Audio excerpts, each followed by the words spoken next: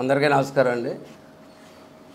ఇవాళ భార్యను అడ్డు పెట్టుకుని జైలుకి వెళ్ళడానికి తెప్పించుకున్నటువంటి పేరు నాని గారు పవన్ కళ్యాణ్ గారి గురించి మాట్లాడదాం.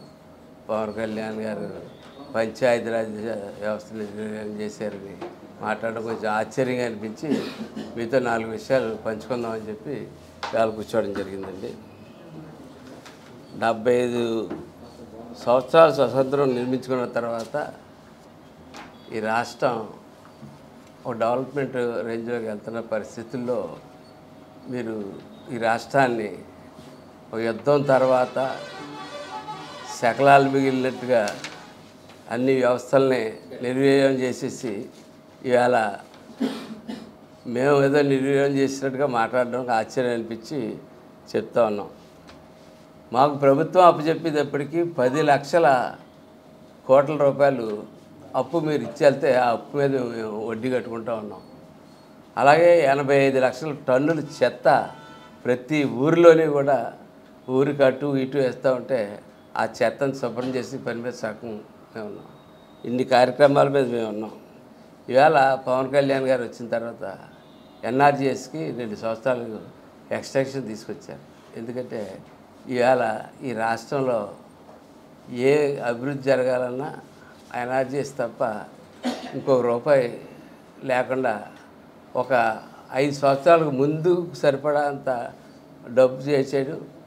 కాంట్రాక్టులకు అప్పులు బకాయిలు పెట్టుకుని ఎదరికెళ్ళిపోయిన విధానంలో మేము వ్యవస్థను నిర్వీర్యం చేయడం వల్ల చాలా ఆశ్చర్యంగా కనపడుతూ ఉంది. ఇవాళ 4000 కిలోమీటర్లు సీసీ రోడ్లు వేయడం జరిగింది. 344 లింక్ రోడ్లు, కొత్త రోడ్లు గ్రామం నుంచి గ్రామానికి చేయడానికి పంచాయతీరాజ్ వ్యవస్థ ద్వారా 344 లింక్ రోడ్లు, కొత్త రోడ్లు వేయడం జరిగింది. 1312 కిలోమీటర్లు తారు రోడ్లు, అలాగే పొంత రోడ్లు, అలాగే అడవి బాటకి అడవి తల్లికి దగ్గర బతికే వాళ్ళందరికీ గురించి అడవి బాటకి 1000 కోట్ల రూపాయలు తీసుకురావడం జరిగింది పవన్ కళ్యాణ్ గారు. అలాగే గ్రామ సచివాలయాలన్నింటినీ కూడా పునరుద్ధరించడం జరిగింది. అన్నింటినీ రిపేర్లు చేస్తూ ఉన్నాం, బాగు చేస్తూ ఉన్నాం, క్రమబద్ధీకరణ చేస్తూ ఉన్నాం. అలాగే ప్రతి గ్రామ చోట గ్రామ సభలు పెట్టి ఈ నిధుల్ని గ్రామ సభల్లో ప్రజలు కోరిన మేరకు పనులు చేస్తూ ఉన్నాం. ప్రజలు ఏ రోడ్లు కావాలంటే ఆ రోడ్లు చేస్తున్నాం. అలాగే జేజీఎం ద్వారా కానీ ఆర్డబ్ల్యూఎస్ ద్వారా కానీ పెద్ద ఎత్తున మంచినీరు ప్రతి గ్రామానికి మంచినీరు, ప్రతి ఒక్కరికి కూడా మంచినీరు అందే విధంగా మేము ఎదురుకెళ్తా ఉన్నాం. మీరు ఏదన్నా ఏ రోజన్నా గ్రామాలు మీరు సందర్శించుంటే గ్రామాల్లో ఏ అభివృద్ధి జరుగుతుందో మీకు కానీ మీ పరదాల చాటున వెళ్ళి మీ నాయకుడు జగన్మోహన్ రెడ్డికి కానీ చెప్తే కానీ విలేజ్కి వెళ్తే తెలుస్తుంది. విలేజ్కి వెళ్ళకుండా మీరు ఇక్కడికి వచ్చి రోజు ఏదో తిట్టాలి కదా ఏదో విమర్శించాలి కదా అని విమర్శించాలన్న దృష్టిలో మీరు వెళ్తున్నట్టయితే నేనైతే ఒకటి ఛాలెంజ్ చేస్తా ఉన్నాను. ఈ సంవత్సర కాలంలో మేము ఎప్పుడు కూడా ఏ రోజు కూడా మీ మీద ఎవ్వరి మీద కక్ష సాధించే చర్యలకు మేము వెళ్ళలేదు. ఎందుకు వెళ్ళలేదంటే అందులో పడిపోతే మేము అభివృద్ధి పనిలో పెట్టలేం. ఎందుకంటే లీగాలిటీలు మీతో రోజు దెబ్బలాడుతూ కూర్చుంటే అభివృద్ధి చేయలేమన్న ఉద్దేశంతో పవన్ కళ్యాణ్ గారు మా అందరికీ చెప్పినటువంటిది ఏంటంటే ముందు వాళ్ళ సంగతి కాదు, ప్రజల సంగతి చూడండి. ఈ వచ్చిన నిధులు సక్రమంగా ఖర్చు పెడుతున్నారా లేదో చూడమని చెప్పింది. అలాగే పశువులకు కూడా ఇవాళ ఆయన ప్రతి గ్రామంలో కూడా ప్రతి చోట పశుశాలను కూడా కట్టించడం జరిగింది. 2 లక్షల రూపాయలు ఉంటే 1,50,000 సబ్సిడీతోటి ఏర్పాటు చేయడం జరిగింది. అలాగే పశువులకి ప్రతి చోట కూడా ఊరు ముందు ఊరు అవతల వెళ్ళి వస్తూ ఉంటే మంచినీళ్ళు తాగడానికి ఈ గుంటలు కూడా కట్టించడం జరిగింది. ఇటువంటి కార్యక్రమాలు పశువులు కూడా వదలకుండా చేసినటువంటి గొప్పతనం ఇవాళ పవన్ కళ్యాణ్ గారికి. దానికి ఇవాళ పేరు నాని గారు పేర్లు పెట్టి మాట్లాడుతూ ఉన్నాడు. నేను పిఠాపురంలో 100కి పైగా అభివృద్ధి పనులు చేయడం జరిగింది. అలాగే పిఠాపురాన్ని ఎలా చూశాడో ఆయన ఇవాళ రాయలసీమలో కూడా ప్రతి ఇంటికి కూడా మంచినీరు ఇవ్వడానికి కార్యక్రమం చేస్తూ ఉన్నాడు. ఇవాళ కూడా నువ్వు మాటలో చూస్తూ ఉన్నావు. 4 రోజుల నుంచి ఆడెటు పారిపోయాడు, ఇంకోటి ఇటు పారిపోయాడు, ఒకటి జైలుకి పోయాడు. కానీ నువ్వు ఇంకా ఆడదాన్ని అడ్డు పెట్టుకుని ఇంట్లో ఆడ మనిషిని అడ్డు పెట్టుకుని జైలుకి వెళ్ళకుండా దాక్కుని నోటికి వచ్చినట్టు మాట్లాడుతూ ఉన్నావు. నేను ఛాలెంజ్ చేస్తున్నాను. ఈ 5 సంవత్సరాల్లో మీరు చేసిన పనులు ఏంటి? మీరు పెట్టిన బాకీలన్నీ మేము తీర్చుకుంటూ వస్తూ ఉన్నాం. ప్రతి కాంట్రాక్టర్ని బతిమాలుకుంటూ ఉన్నాం. ట్యాంకులు సగం కట్టి వదిలేశారు, పైప్ లైన్ సగం చేసి వదిలేశారు, ఎక్కడికక్కడ రోడ్లు సగం నిర్మాణం చేసి వదిలేశారు. వాళ్ళందరికీ పాత బకాయిలు కట్టుకుంటా ఇవన్నీ చేసుకుంటా ఒక అభివృద్ధి పదంలో ముందుకు తీసుకువెళ్తూ ఉంటే ఇక పార్టీ జెండా తప్ప వేరే జెండా ఎగరేయడం మీకు ఎప్పుడైనా చేతనా? పార్టీ జెండా కాకుండా జాతీయ జెండా ప్రతి చోట ఎగరాలని చెప్పి జాతీయ జెండా ఎగరేసినందుకు పంచాయతీలకి నిధులు ఇచ్చినటువంటి గొప్పతనం ఇవాళ పవన్ కళ్యాణ్ గారు తప్ప ఎవరికొదని చెప్తా ఉన్నాను. సరే, ఫైనల్గా ఏదేమైనా సరే వాళ్ళ పేరు నాని కానీ జగన్మోహన్ రెడ్డి కానీ వైసీపీ నాయకులందరికీ కానీ నేను ఒకటే ఛాలెంజ్ చేస్తూ ఉన్నాను. ఈవేళ మీరు చెప్తా ఉన్నారు పంచాయతీ వ్యవస్థను నిర్వీర్యం చేసామని మీరు చెప్తా ఉన్నారు. పవన్ కళ్యాణ్ గారు నిర్వీర్యం చేశారని చెప్పి మీకు ఛాలెంజ్ చేస్తూ ఉన్నాను. మళ్ళీ గ్రామ సభలు పెట్టుకుందాం, రండి. ప్రతి ఊర్లో గ్రామ సభ పెడదాం. మీరు వచ్చి గ్రామాల్లో తిరిగి వెళ్ళిపోవడం కాదు, గ్రామ సభలు పెడదాం. మీ అందరూ మీ ఎంపీటీసీలు ఎక్కువ ఉన్నారు, మీ జెడ్పీటీసీలు ఎక్కువ ఉన్నారు, మీ యొక్క సర్పంచ్లు ఎక్కువ ఉన్నారు. వాళ్ళందరికీ ప్రోటోకాల్ ఉంది, రమ్మనండి. గ్రామ సభల్లో కూర్చుందాం. కూర్చున్న తర్వాత ప్రజలు ఈ సంవత్సర కాలంలో అభివృద్ధి చేశారా, అంతకుముందు అభివృద్ధి చేశారా, ఈ సంవత్సరం పవన్ కళ్యాణ్ గారు వచ్చిన తర్వాత అభివృద్ధి జరిగిందా, అంతకుముందు అభివృద్ధి జరిగిందో ప్రజలే చెప్తారు. కాబట్టి జగన్మోహన్ రెడ్డికి అలాగే ఈ పేరు నానికి ఛాలెంజ్ చేస్తూ ఉన్నాను. గ్రామ సభలు పెట్టుకోవడానికి సిద్ధంగా ఉండండి. ఏ రోజైతే ఆ రోజు గ్రామ సభలు పెట్టుకుందాం ప్రతి గ్రామంలో. ఎందుకంటే పత్రికల్లో వచ్చి ఇక్కడ రియాజ్ గారు, నేను, సీన్ గారు, అక్కడ పేరు నాని గారు మాట్లాడడం కాదు, ప్రజలు మాట్లాడాలి. ప్రజలకు తెలియాలి ఏం జరుగుతుందో. ప్రజలు చెప్పింది కరెక్ట్ అవుతుంది. కాబట్టి ప్రజల ముందు గ్రామ సభలు పెట్టుకోవడానికి జనసేన పార్టీ రెడీగా ఉంది, తెలుగుదేశం పార్టీ కూటమి రెడీగా ఉంది. మీరు సిద్ధంగా ఉన్నారని చెప్పి నేను అడుగుతున్నాను. అందరికీ నమస్కారం. పేర్ని నాని అంటే పవన్ కళ్యాణ్ గారి మీద లేనిపోయిన అపోహాలు సృష్టిస్తూ ఉదయం పూట పవన్ కళ్యాణ్ గారిని తిట్టే విధంగా ఆయన మీడియా ముందుకు వస్తూ రాత్రిపూట అమూల్ బేబీ ఐస్ క్రీమ్ చూపుతూ ఉంటాడు. అతను పవన్ కళ్యాణ్ గారి గురించి పంచాయతీరాజ్ శాఖలో ఎటువంటి పనులు కూడా ఏడాదిలో జరగలేదు అంటున్నాడు. ఈ ఏడాది పాలనలో పవన్ కళ్యాణ్ గారి శాఖలో ఎలాంటి పనులు జరిగినాయని మీడియా విధంగా కూడా ఒక బుక్లెట్ బయటికి విడుదల చేసాం. మరి ఇది పేర్ని నాని కనపడిందా లేదా అనేది మేము అడుగుతున్నాం. ఏ రోజైనా 5 ఏళ్ళు పరిపాలించాడు. ఏ రోజైనా జగన్ ప్రభుత్వంలో ఏ మంత్రి అయినా మేము సవాళ్ళు విసురుతున్నాం, మేము ఈ సంవత్సరంలో ఇన్ని పనులు చేశామని ఎక్కడైనా ప్రజలకు మీరు వివరించారా, మీడియాకి చెప్పారా అని మేము అడుగుతున్నాం. మాట్లాడుతూ జనసేన పార్టీ నాయకులు, జనసేన పార్టీ ఎమ్మెల్యేలు అవినీతిలో కూరుకుపోయారంట. మరి ఎక్కడ కూరుకుపోయారో నువ్వు నిరూపించగలవా అని మేము అడుగుతున్నాం. ఒక పెద్ద అవినీతి పరుడివి నువ్వు కూడా అవినీతి గురించి మాట్లాడుతుంటే ప్రజలు కూడా హాస్యాస్పదంగా నవ్వుకుంటున్నారు. మచ్చుకి కొన్ని చెప్తాను. మచిలీపట్నంలో నువ్వు చేసినవి 2024 ఎలక్షన్స్ ముందు కొల్లేరులో 600 ఎకరాల భూమిని కబ్జా చేసిన మాట వాస్తవా కాదా? కబ్జా చేశాడని నిరూపణ అయితే ఆ రోజు ఉన్నటువంటి కలెక్టర్ని మార్చాలని గొడవ చేసింది నువ్వు నిజమా కాదా అని చెప్పి నీకు సవాల్ విసురుతున్నావు. అలాగే పీడిఎస్ బియ్యాన్ని తన భార్య పేరు మీద గౌడని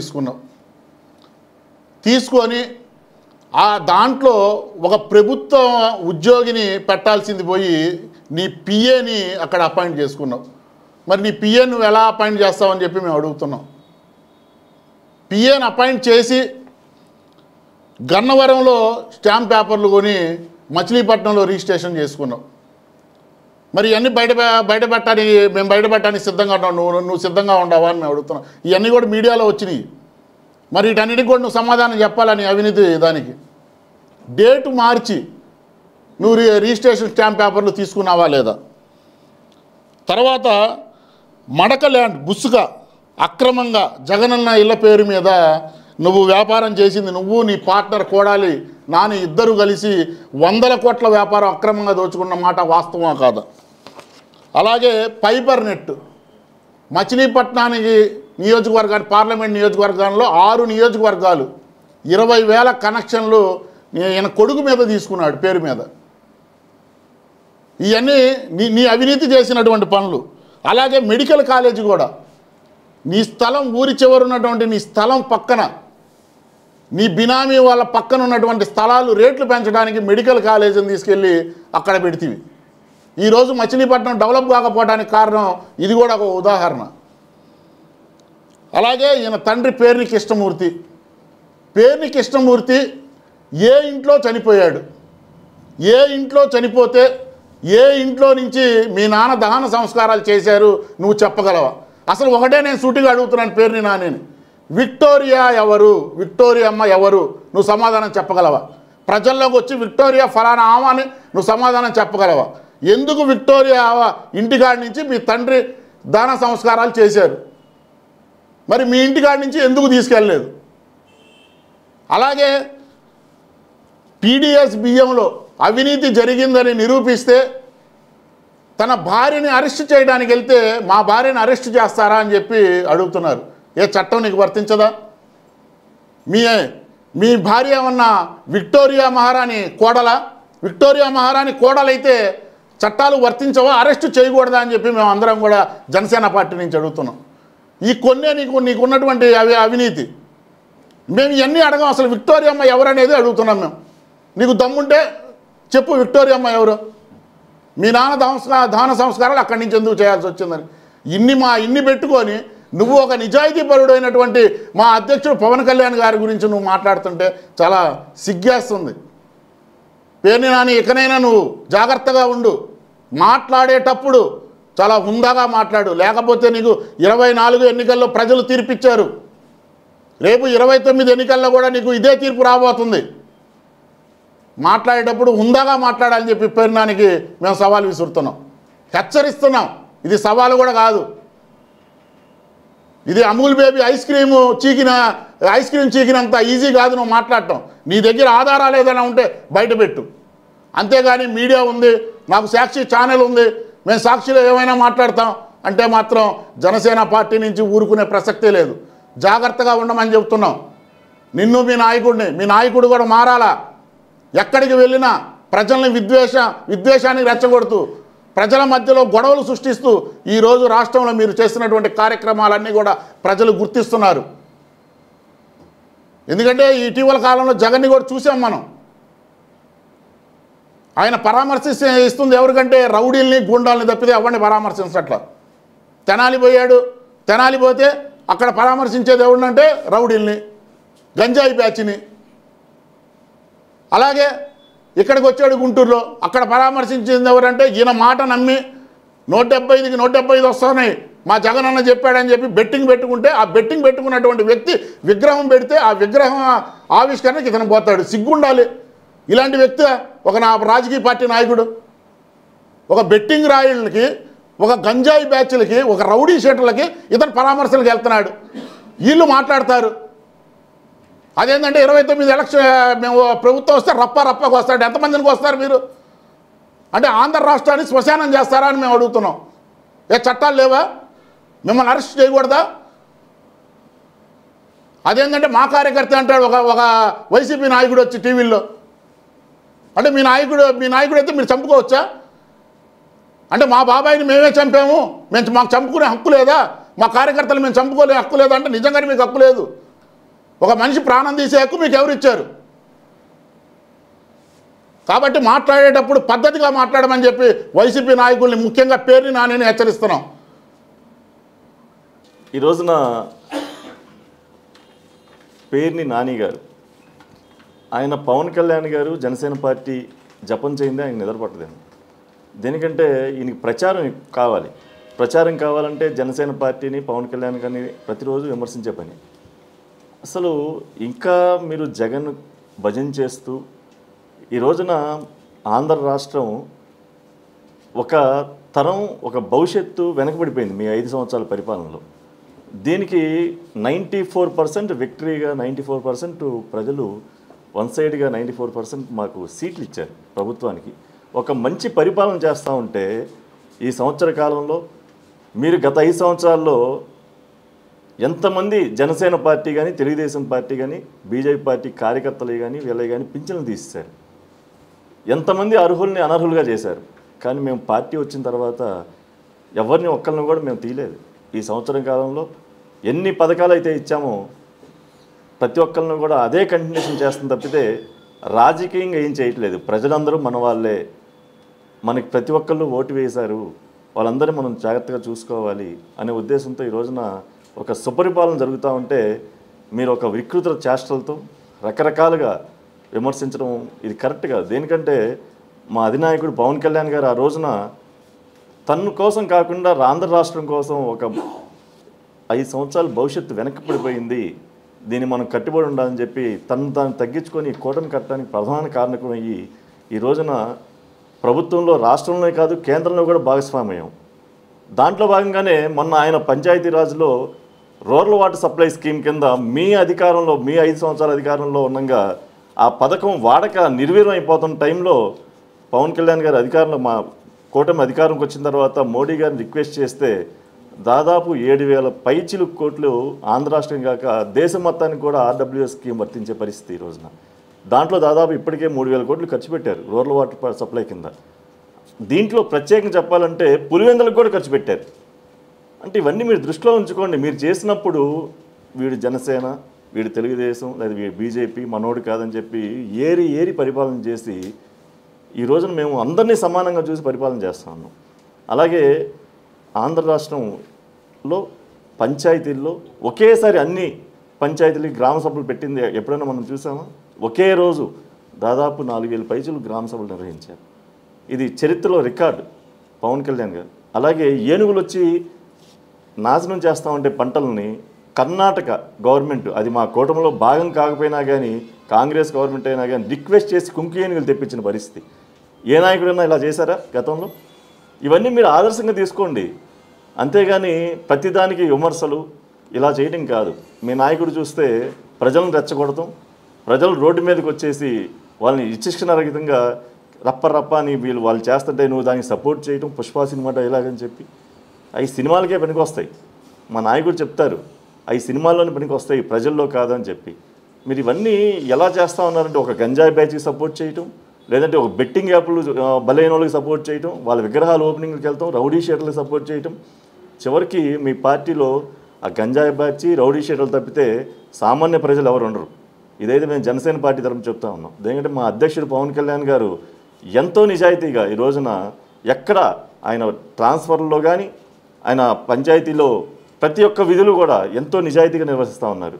ఈరోజు ఉప ముఖ్యమంత్రిగా కూడా చాలా చక్కగా ఈ రోజున ఎంత చక్కగా బుక్లెట్ వేసి మనం ఏం చేసాం సంవత్సరంలో అని చెప్పి ప్రతిదీ అంకెలతో సహా ఈ రోజున మీడియా వారికి చేయటం. అలాగే పార్టీ గెలిచిన దగ్గర నుంచి ప్రజలకు మనం సమాధానం చెప్పాలని చెప్పి ప్రతిరోజు సెంట్రల్ ఆఫీస్ ముందర జనవాణి కార్యక్రమం పెట్టి ప్రతి ఒక్క ప్రజలు ఇబ్బందులకి వాళ్ళ యొక్క దీనికి అర్జీలు సేకరించే పరిస్థితి, గ్రీవెన్స్ పెట్టి వాళ్ళ పరిష్కారాలు ఏవైతే ఉన్నాయో వాళ్ళ ఇబ్బందులు 24 గంటల్లో వాళ్ళని పరిష్కారం చేసే పరిస్థితి ఈ రోజున. ఈరోజు చూడండి, ఏ రోజైనా ఏ పార్టీ అయినా ఆ రోజు మీరు చూసారా? ఆ రోజు మీ 5 సంవత్సరాల్లో మా జనసేన పార్టీ మా అధ్యక్షులు బాధ్యత ఉంది కాబట్టి ప్రజలు నమ్మి మనకు ఓటేశారు కాబట్టి ప్రజలకి మనం బాధ్యతగా మనం ఉండాలి కాబట్టి ప్రతిరోజు ఒక ఎమ్మెల్యేనో, ఒక చైర్మన్నో, ఒక ఎమ్మెల్సీనో, ఒక ఎంపీనో కూర్చోబెట్టి ప్రజల యొక్క ఇబ్బందుల్ని ప్రత్యక్షంగా తీసుకుంటున్న పరిస్థితి ఈ రోజున ఎక్కడ చూసామా? మీరు ఎన్ని చూస్తూ ఉన్నారు. ఇంకా పవన్ కళ్యాణ్ గారు చెప్పం, జనసేన పార్టీ చెప్పండి, మీకు ప్రచారం రాదని చేసుకోవడం తప్పితే ఇవన్నీ ప్రజలు ఎవరు కూడా నమ్మే పరిస్థితి లేదు. దయచేసి పేర్నాయుడు గారికి గమనించండి. సాధ్యమైతే మీకు నిజంగా పేద ప్రజల్ని ఆంధ్ర రాష్ట్రాన్ని బాగు చేయాలంటే మాకు కూడా సపోర్ట్ చేయండి. అంతేగాని ఇలాంటి అవాకు చెప్తే ఎవ్వరు నమ్మే పరిస్థితి లేదు. దయచేసి ఒళ్ళు దగ్గర పెట్టుకోమని చెప్తా ఉన్నాం జనసేన పార్టీ నుంచి.